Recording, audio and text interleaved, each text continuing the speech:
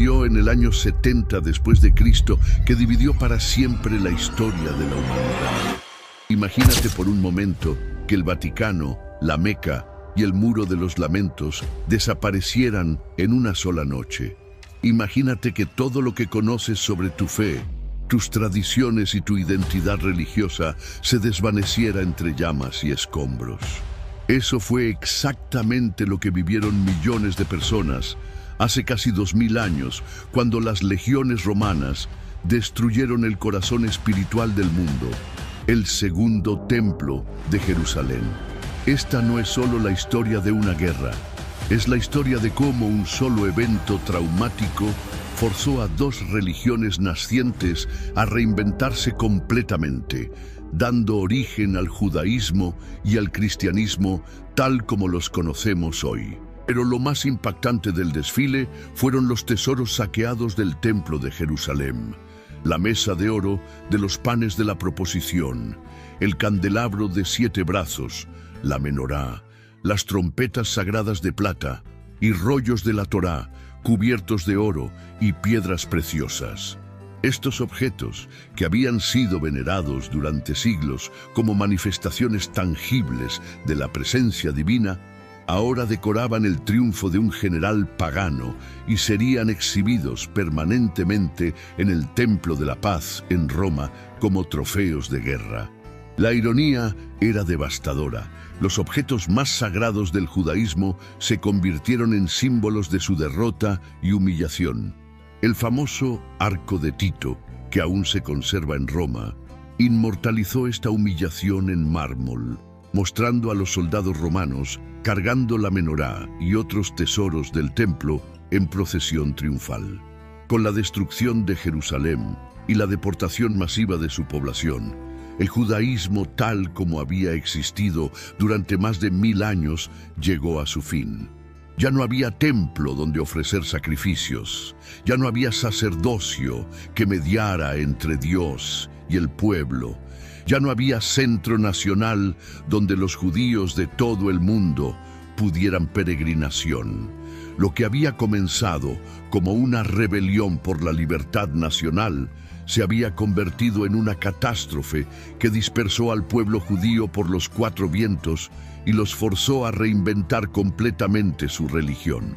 Pero de las cenizas de esta tragedia nacería algo inesperado: una nueva forma de judaísmo que podría sobrevivir sin templo, sin sacrificios y sin tierra, una religión portátil que acompañaría al pueblo judío en su largo exilio de casi 2000 años. ¿Cómo se reconstruye la fe cuando Dios parece haber abandonado a su pueblo? Esta era la pregunta agonizante que se hacían millones de judíos dispersos por todo el Imperio Romano en los meses posteriores al año 70. El templo había sido destruido, Jerusalén yacía en ruinas y los sacrificios que durante más de 1000 años habían conectado al pueblo con su Dios habían cesado para siempre. Para muchos era el fin no solo de una nación, sino de una religión entera. Sin embargo, de las cenizas de esta catástrofe espiritual no nacería una, sino 2 religiones completamente nuevas. El judaísmo se reinventaría como una fe portátil, centrada en el estudio y la observancia, mientras que el cristianismo se separaría definitivamente de sus raíces judías para convertirse en una religión universal. Ambas comunidades interpretarían la destrucción del templo de maneras radicalmente opuestas, pero ambas encontrarían en esta tragedia el impulso para transformarse en las fuerzas espirituales que conocemos hoy. Esta es la historia de cómo un solo evento traumático dividió para siempre un río religioso en 2 corrientes que nunca más volverían a juntarse, pero que paradójicamente moldearían juntas el destino espiritual de la civilización occidental. Los primeros meses después de la destrucción del templo fueron los más oscuros en la historia del pueblo judío. No era solo que hubieran perdido una guerra o que su país hubiera sido conquistado. Habían perdido la evidencia tangible de que Dios estaba con ellos. Durante más de 1000 años, la presencia divina había habitado en el lugar santísimo del templo, invisible pero real, accesible a través de los sacrificios diarios que los sacerdotes ofrecían en su nombre. Ahora ese lugar era un montón de escombros humeantes y el silencio de Dios era ensordecedor. La crisis teológica que siguió fue devastadora. Si Dios había elegido a Israel como su pueblo especial, ¿cómo había permitido que los paganos destruyeran su casa? Si la Torá enseñaba que la obediencia traía bendición y la desobediencia maldición, ¿qué habían hecho tan terrible como para merecer esta catástrofe? Si las promesas divinas eran eternas, ¿significaba la destrucción del templo que Dios había roto su pacto con Abraham, Isaac y Jacob? Estas preguntas no eran meramente académicas, eran gritos de dolor que brotaban del alma de un pueblo que había perdido su razón de existir. Muchos judíos simplemente perdieron la fe. Algunos se convirtieron al paganismo greco-romano, buscando protección en los dioses que parecían haber demostrado ser más poderosos que el Dios de Israel. Otros adoptaron filosofías helenísticas como el estoicismo o el epicureísmo, que ofrecían respuestas racionales a las preguntas sobre el sufrimiento sin requerir fe en lo sobrenatural. Las sinagogas se vaciaron, las comunidades judías se fragmentaron y muchos padres dejaron de enseñar hebreo a sus hijos, convencidos de que su tradición ancestral había llegado a su fin. Pero entre las ruinas de la fe tradicional, algunos líderes religiosos comenzaron a buscar nuevas respuestas. Rabinos como Yohanan ben Zakkai empezaron a reinterpretar las escrituras de maneras revolucionarias. Quizás, argumentaban, la destrucción del templo no era evidencia de que Dios había abandonado a su pueblo, sino una prueba de fe, como la que había enfrentado Job. Quizás Dios estaba castigando a Israel no por ser demasiado infiel, sino por no ser lo suficientemente santo. Quizás la verdadera adoración no requería sacrificios de animales, sino sacrificios del corazón, oración, estudio, arrepentimiento y obras de misericordia. Esta reinterpretación teológica no surgió en el vacío.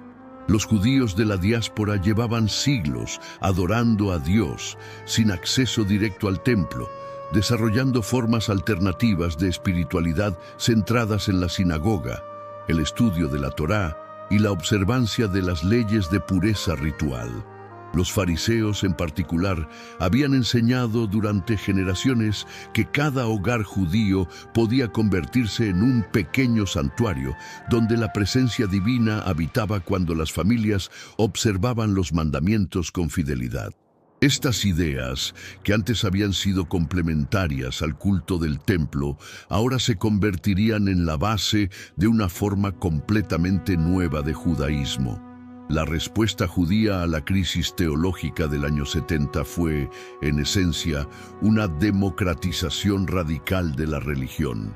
Si Dios ya no habitaba en un templo específico, servido por una casta sacerdotal, entonces podía habitar en cualquier lugar donde los judíos estudiaran su Torá y observaran sus mandamientos. Si ya no había un altar central donde ofrecer sacrificios, entonces cada acto de bondad, cada oración sincera, cada palabra de estudio se convertía en un sacrificio aceptable ante Dios. Esta transformación no solo salvaría al judaísmo de la extinción, lo haría más resistente y portátil que nunca antes en su historia. En medio del caos y la desesperación que siguieron a la destrucción de Jerusalén, un anciano rabino llamado Yohanan ben Zakkai tomó una decisión que cambiaría para siempre el curso de la historia judía. Según la tradición, cuando vio que la caída de la ciudad era inevitable, se hizo pasar por muerto y pidió a sus discípulos que lo sacaran de Jerusalén en un ataúd. Una vez fuera de la ciudad sitiada, se presentó ante Vespasiano y le pidió un favor aparentemente modesto: permiso para establecer una pequeña escuela en la ciudad costera de Yavne, donde pudiera enseñar Torá a un grupo de estudiantes. Vespasiano, que no veía ninguna amenaza política en un grupo de eruditos religiosos, concedió el permiso sin pensarlo 2 veces. No podía imaginar que estaba autorizando la creación de la institución que no solo salvaría al judaísmo de la extinción, sino que lo transformaría en una religión capaz de sobrevivir sin templo, sin tierra y sin sacrificios durante los próximos 2000 años. La Academia de Yavne se convertiría en el nuevo centro espiritual del pueblo judío, reemplazando al templo destruido con algo completamente diferente, pero igualmente poderoso: el poder de la palabra estudiada y debatida. En Yavne, Yohanan ben Zakkai y sus colegas emprendieron una tarea monumenta: reconstruir el judaísmo desde sus cimientos. No podían restaurar el templo, pero podían preservar y reinterpretar la tradición oral que había acompañado a la Torá escrita durante siglos. Comenzaron a compilar sistemáticamente las enseñanzas de generaciones de rabinos, sus interpretaciones de la ley, sus debates sobre cuestiones rituales y éticas, sus historias y parábolas. Este trabajo eventualmente se convertiría en la Mishnah, el primer gran código de ley judía postbíblica. Pero la revolución de Yavne fue más profunda que la simple preservación de tradiciones antiguas. Los rabinos tuvieron que resolver problemas teológicos y prácticos que no tenían precedente en la historia judía. ¿Cómo podían los judíos expiar sus pecados sin los sacrificios del templo? La respuesta fue radical. La oración reemplazaría a los sacrificios. El estudio de las leyes sacrificiales tendría el mismo valor que ofrecer sacrificios reales, y las obras de caridad serían tan eficaces como las ofrendas del templo para obtener el perdón divino. ¿Cómo podían mantener su identidad como pueblo elegido sin una tierra propia? Los rabinos desarrollaron el concepto de que los judíos llevaban la Tierra Santa consigo donde quiera que fueran, a través de la observancia de las leyes de pureza ritual, las fiestas sagradas y las costumbres dietéticas. El exilio no era un castigo permanente, sino una prueba temporal que terminaría cuando llegara el Mesías para restaurar el reino de David. ¿Cómo podían preservar la unidad del pueblo judío cuando estaban dispersos por todo el mundo conocido? La solución fue brillante. Convirtieron el estudio de la Torá en la actividad central de la vida judía. Cada comunidad judía, por pequeña que fuera, debía tener una sinagoga que funcionara no solo como lugar de oración, sino como escuela donde los niños aprendían hebreo y los adultos debatían las enseñanzas rabínicas. Esta red de centros de aprendizaje conectaría a los judíos de Babilonia con los de España, a los de Egipto con los de Germania, creando una unidad espiritual que trascendía las fronteras políticas. El judaísmo que emergió de Yavne era fundamentalmente diferente del que había existido en tiempos del templo. Era más democrático, porque cualquier hombre judío podía convertirse en rabino a través del estudio, sin importar su linaje familiar. Era más intelectual, porque privilegiaba el debate y la interpretación por encima del ritual y la tradición ciega. Era más ético, porque enfatizaba la justicia social y la compasión tanto como la observancia ritual.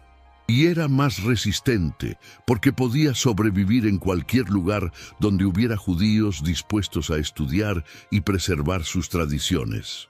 Sin saberlo, los rabinos de Yavne habían creado la primera religión verdaderamente portátil de la historia, una fe que podía viajar en libros y mentes, en lugar de estar atada a edificios y territorios específicos. Mientras los rabinos de Yavne trabajaban para reconstruir el judaísmo sin templo, los seguidores de Jesús enfrentaban su propia crisis existencial. La destrucción de Jerusalén no solo había devastado al pueblo judío en general, había planteado preguntas urgentes sobre la identidad y el futuro del movimiento cristiano. ¿Eran los cristianos simplemente otra secta judía o constituían una religión completamente diferente?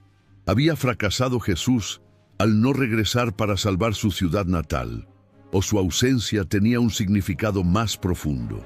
La respuesta cristiana a la destrucción del templo fue radicalmente diferente de la judía, y esta diferencia marcaría el punto de no retorno en la separación entre las dos religiones. Para los cristianos, la destrucción de Jerusalén no era una catástrofe que requería explicación. Era la confirmación dramática de que Jesús había tenido razón. Los evangelios conservan las palabras proféticas de Jesús prediciendo la destrucción del templo. No quedará piedra sobre piedra que no sea derribada. Para los seguidores de Cristo, esto no era solo una predicción cumplida, era la prueba de que Jesús era realmente el Mesías prometido. Pero la interpretación cristiana fue aún más lejos. Los líderes cristianos, como el apóstol Pablo, habían estado enseñando durante décadas que el sacrificio de Cristo en la cruz había hecho obsoletos todos los sacrificios del templo. Si Cristo era el Cordero de Dios que quita el pecado del mundo, entonces los sacrificios de animales ya no eran necesarios. La destrucción del templo, desde esta perspectiva, no era una tragedia, sino una liberación. Dios mismo había puesto fin a un sistema sacrificial que ya había cumplido su propósito histórico. Esta teología de la sustitución tuvo consecuencias profundas para la relación entre cristianos y judíos. Los cristianos comenzaron a argumentar que ellos, no los judíos, eran ahora el verdadero Israel de Dios. El nuevo pacto en Cristo había reemplazado al antiguo pacto con Abraham. La iglesia cristiana era el nuevo templo donde habitaba el Espíritu Santo. Los judíos que rechazaban a Jesús habían perdido su estatus como pueblo elegido y habían sido reemplazados por los gentiles que aceptaban el Evangelio. Esta teología del reemplazo se vio dramatizada en los eventos del año 70. Según los Hechos de los Apóstoles, la comunidad cristiana de Jerusalén había recibido una revelación profética que les advirtió que huyeran de la ciudad antes de que llegaran las legiones romanas. La mayoría se refugió en la ciudad de Pella, al otro lado del río Jordán, donde permanecieron seguros durante todo el asedio. Para los cristianos, esto era evidencia de que Dios había preservado milagrosamente a su nuevo pueblo elegido, mientras castigaba a aquellos que habían rechazado a su Hijo. La huida a Pella se convirtió en un símbolo poderoso de la separación definitiva entre cristianismo y judaísmo. Los cristianos judíos que habían permanecido en Jerusalén participando en la vida del templo habían tenido que elegir quedarse con su pueblo en su hora más oscura o huir siguiendo su fe en Cristo. La mayoría eligió huir, y esta decisión los marcó para siempre como traidores a los ojos de muchos judíos. Ya no podían ser considerados como una secta dentro del judaísmo. Eran una religión separada con lealtades divididas. Después del año 70, el cristianismo se expandió explosivamente entre los gentiles del Imperio Romano, mientras que su presencia entre los judíos disminuyó dramáticamente. Los gentiles convertidos no tenían vínculos emocionales con el templo destruido ni nostalgia por los sacrificios antiguos. Para ellos, el cristianismo no era una reforma del judaísmo, sino una revelación completamente nueva de Dios. Gradualmente, las comunidades cristianas dejaron de observar las leyes dietéticas judías, abandonaron la circuncisión, trasladaron su día de reposo del sábado al domingo y desarrollaron su propia literatura sagrada que eventualmente se convertiría en el Nuevo Testamento. Para finales del siglo I, la separación era irreversible. Los rabinos judíos añadieron a sus oraciones diarias una maldición contra los minim, herejes, una referencia no muy sutil a los cristianos judíos. Los cristianos, por su parte, desarrollaron una literatura apologética que presentaba al judaísmo como una religión obsoleta y supersticional que había sido reemplazada por la verdad del Evangelio. Lo que había comenzado como un movimiento de reforma dentro del judaísmo se había convertido en una religión rival que competía con él por la lealtad de los gentiles temerosos de Dios en todo el Imperio Romano. El divorcio estaba consumado y nunca más las dos religiones volverían a verse como parte de la misma familia espiritual. Hoy, casi 2000 años después de que las llamas consumieran el segundo templo de Jerusalén, es difícil imaginar cómo habría sido el mundo si aquella tragedia nunca hubiera ocurrido. ¿Seguiría existiendo el judaísmo como una religión centrada en sacrificios de animales, en un templo específico? ¿Se habría separado alguna vez el cristianismo de sus raíces judías para convertirse en una religión mundial? ¿Habría desarrollado Europa la civilización cristiana que definió su cultura durante más de 1000 años? Estas preguntas no tienen respuestas definitivas, pero lo que sí sabemos es que el año 70 después de Cristo cambió el curso de la historia humana de maneras que aún estamos viviendo. El judaísmo que nació de las cenizas del templo demostró ser extraordinariamente resistente. Durante casi 2 milenios, las comunidades judías preservaron su identidad, su religión y sus tradiciones sin tierra propia, sin gobierno independiente y sin centro religioso físico. Sobrevivieron a las persecuciones romanas, a las conversiones forzadas cristianas, a las expulsiones medievales, a los pogromos rusos y al holocausto nazi. Su secreto fue la revolución iniciada en Yavne. Habían convertido el estudio y la observancia en formas portátiles de adoración que podían practicarse en cualquier lugar del mundo. Cuando finalmente regresaron a la Tierra Santa en 1948 para establecer el Estado de Israel, no intentaron reconstruir el templo ni restaurar los sacrificios antiguos. El judaísmo rabínico había evolucionado tanto que ya no necesitaba estas instituciones para sobrevivir. La sinagoga había reemplazado al templo, la oración había reemplazado al sacrificio y el estudio había reemplazado al ritual. Era una religión completamente diferente de la que había existido en tiempos de Jesús, pero era reconociblemente la misma fe en el Dios de Abraham, Isaac y Jacob. El cristianismo que emergió de la crisis del año 70 se convirtió en la religión más extendida del mundo.